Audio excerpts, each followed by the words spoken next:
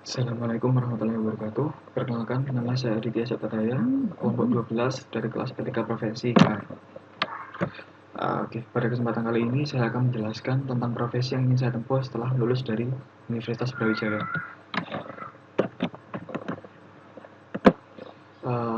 Saya percaya bahwa Indonesia itu untuk berkembang, untuk bersaing, membutuhkan development teknologi yang update dengan teknologi saat ini yang ada di global. Karena saya lihat teknologi yang berkembang yang dipelajari oleh orang-orang Indonesia itu merupakan 10-20 tahun yang telah berlalu di dunia barat. Maka dari itu kita perlu untuk mempelajari hal-hal yang saat ini sedang dipelajari oleh luar negeri. Nah, dalam hal ini saya mengambil kasus drones karena saya pribadi suka drones. Kenapa drones? Karena semakin berkembangnya drones, semakin lama, semakin ke depan,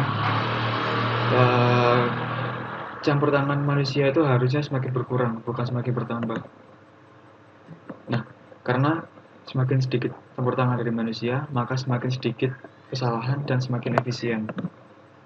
Ini salah satu contohnya. Ini adalah salah satu drones yang saat ini sedang dikembangkan di Stanford University, Amerika. Drones ini dipergunakan untuk menyelam dan mengeksplor karang-karang, terutama kapal-kapal yang telah tenggelam sekitar abad 17-an. Nah, prospeknya gimana? Prospek pertama adalah Indonesia masih belum memiliki undang-undang yang benar-benar kuat, yang benar-benar baik untuk mengatur penggunaan drones di publik. Dengan demikian, kita masih bisa benar-benar bebas dalam mengembangkan drones. Nah, jangan sampai kita menjadi konsumen seperti smartphone, karena pada saat ini kebanyakannya drones ya kita masih mengimpor. Nah,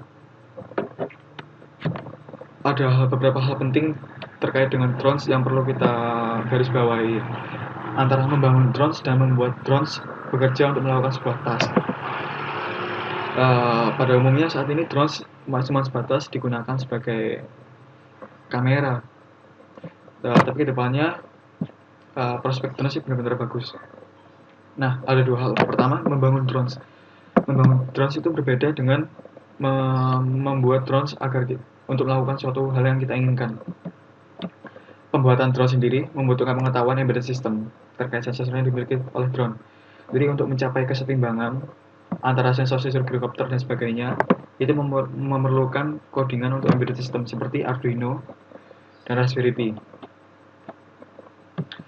Kemudian untuk melakukan agar drone bisa melakukan tugas-tugas sesuai dengan algoritma yang telah kita tanam, itu bisa menggunakan bahasa pemrograman biasa. Nah, dengan catatan menggunakan API. Jadi kita bisa menggunakan Java, kita bisa menggunakan Python untuk membuat drones bisa melakukan tugasnya. Untuk membuat drones melakukan traveling pada rute-rute yang telah kita tentukan berdasarkan algoritma yang telah kita tanam. Tapi pada dasarnya untuk membuat drones bisa bekerja dengan baik, itu kita membutuhkan embedded system. Nah, oleh karena itu sertifikat-sertifikat yang saya perlukan itu pertama native programming, bisa bahasa apapun, tapi dalam hal ini saya ingin mendapatkan Python Programming Language Certificate karena Python lebih banyak implementasinya pada mesin-mesin, lebih banyak implementasinya pada kecerdasan buatan. Kemudian ini opsional sih, Drone Piloting Ground School Certificate. Itu sertifikat untuk mengendarai drones, untuk memilot piloting drones. Yang ketiga, Arduino CTC Program. Ini untuk sertifikat programming Arduino, dan ini optional juga Raspberry Pi Programming Certificate. Nah, pada dasarnya semuanya itu terkait dengan embedded system. Nah, prospek yang kedepannya itu yang saya inginkan bukan sekedar ikut perusahaan kemudian bekerja untuk membuat drones. Nah, tapi saya ingin membuat sebuah perusahaan drones yang itu bisa menjadi sesuatu yang modular. Karena pada saat ini drones itu cuma sebatas ya alat, kemudian ada kamera, kemudian dipakai untuk selfie dan sebagainya. Nah, saya kedepannya ingin membuat sebuah drone yang modular. Jadi bisa bisa dibongkar pasang.